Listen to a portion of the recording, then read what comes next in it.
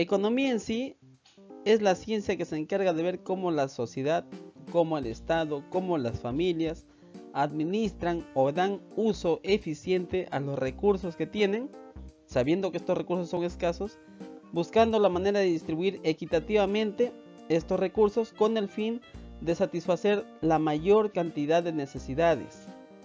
¿Por qué la mayor cantidad? Porque las necesidades siempre son ilimitadas.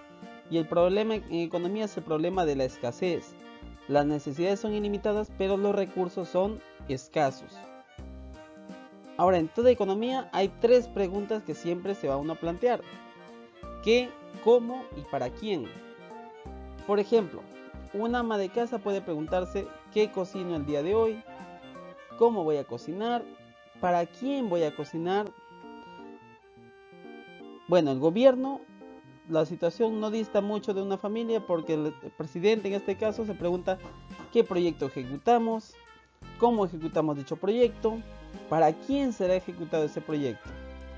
En el caso de las empresas también, ¿qué producimos? Se preguntan, ¿cómo producimos y para quién producimos? Ahora, a esta pregunta de qué, cómo y para quién, se le da una respuesta a través primero de la organización de la economía en sistemas económicos. Un sistema económico precisamente viene a ser la forma en que la economía de un país se organiza con el fin de gestionar o de dar uso o de administrar los recursos escasos disponibles.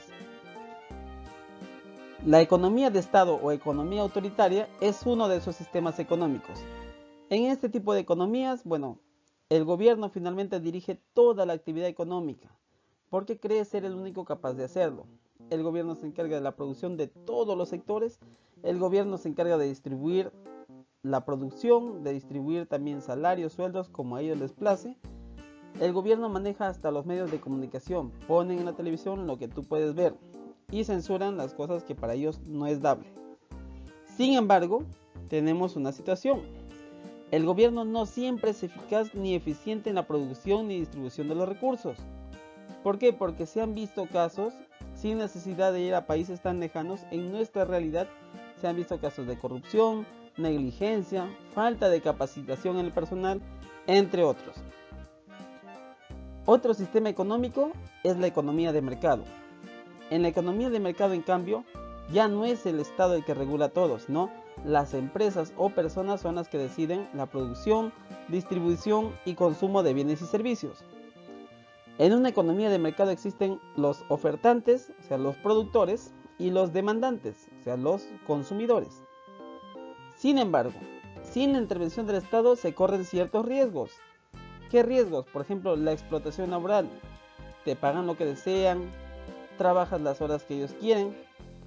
Y la fijación de precios, que de repente algunas empresas, aprovechando que son las únicas productoras, pueden elevar los precios a lo que ellas consideren lo necesario o lo justo para su ganancia, para su beneficio. Hay otros, sí, hay otros riesgos que se pueden correr, ya los vamos a ver más adelante.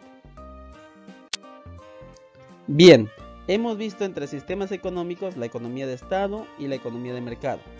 Hay un tercer sistema económico, sí, la economía mixta. En la economía mixta, tanto las ideas de la economía de Estado y la economía de mercado confluyen.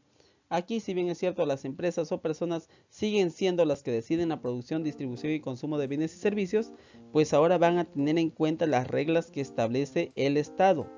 ¿La presencia del Estado es necesaria? Sí, es necesaria para afrontar los fallos de mercado. ¿Qué cosa es un fallo de mercado? Es aquella situación en la cual se hace necesaria la presencia del Estado debido a la incapacidad del mercado para asignar los recursos de manera eficiente. Es decir, cuando dice incapacidad del mercado se refiere a que el mercado por sí solo, si solamente están empresas y personas, no van a distribuir bien los recursos. ¿Cómo así? Por ejemplo, cuando se da la fijación de precios. La fijación de precios viene a ser aquella situación en la cual las empresas elevan el precio, supongamos, de los medicamentos y de los balones de oxígeno a cantidades exorbitantes que las personas a duras penas podrían pagar. ¿Te suena familiar? Claro, es lo que estamos viviendo en este tiempo, ¿no? ¿Quién tiene que regular ahí? El Estado. ¿A través de quién? Del gobierno de turno. El gobierno ya sabes que es aquel sistema político, ¿ya? Que administra el Estado durante un tiempo determinado. No confundas gobierno con Estado. El Estado son todas las instituciones que ya están establecidas para que cuando venga un gobierno, justamente el gobierno dice yo voy a administrar el Estado según mi criterio, porque para eso he sido elegido. En este caso el gobierno pues está a la cabeza de don Martín Vizcarra y es él con su personal quien tiene que ver este problema de la fijación de precios. En el tema de la contaminación, pues también, ¿por qué?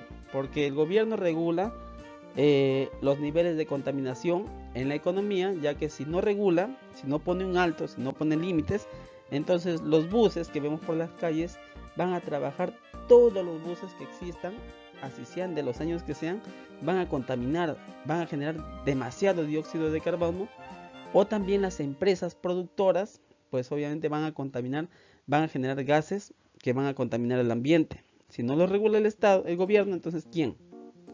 Ahora, la desigual distribución de las ganancias se refiere a aquella situación en la cual pues de repente a nosotros nos explotan más de 8 horas por un salario de 930 soles, mientras los dueños de los medios de producción, o sea los jefes, se llevan la plata tranquilos, sentados y se ganan miles o cientos de miles o incluso millones de soles.